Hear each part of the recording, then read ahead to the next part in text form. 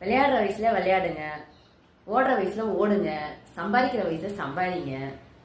ஓகேங்களா? சம்பாதிக்கிற வயசுல போயிட்டு இல்ல நான் ஜாலியா ஊர் சுத்துவேன், ஜாலியா இருப்பேன், தூங்குவேன், நல்லா ரெஸ்ட் எடுப்பேன், அப்போ அப்படி பண்ணாதீங்க. அப்படி பண்ணீங்கன்னா ஒண்ணுமே பிரயோஜனமே எல்லாம் போயிடும். ஏன் கேக்குறீங்கன்னா, வயசாகிற அப்புறம் தான் நம்மளுக்கு வயசானதுக்கு அப்புறம் தான் வந்துட்டு அது ரெஸ்ட்ன்றது தேவைப்படும்.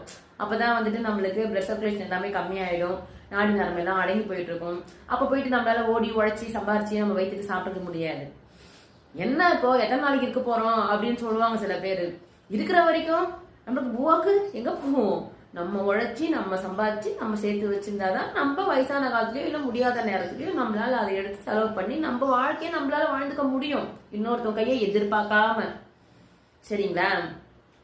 அதனால இருங்க, ஜாலியா இருங்க, சந்தோஷமா இருங்க. அப்ப பார்த்து கொஞ்சம் சின்ன சின்ன என்டர்டைன்மெண்ட்லாம் வேணுதான் வாழ்க்கையில.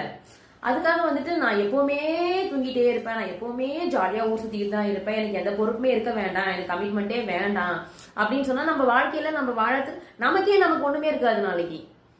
அதனால அந்தந்த வேலையை அந்த நேரத்துக்கு கரெக்டா செஞ்சுக்கலாம். ஓகேங்களா?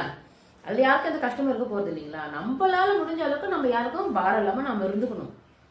ஓகேங்களா? Done.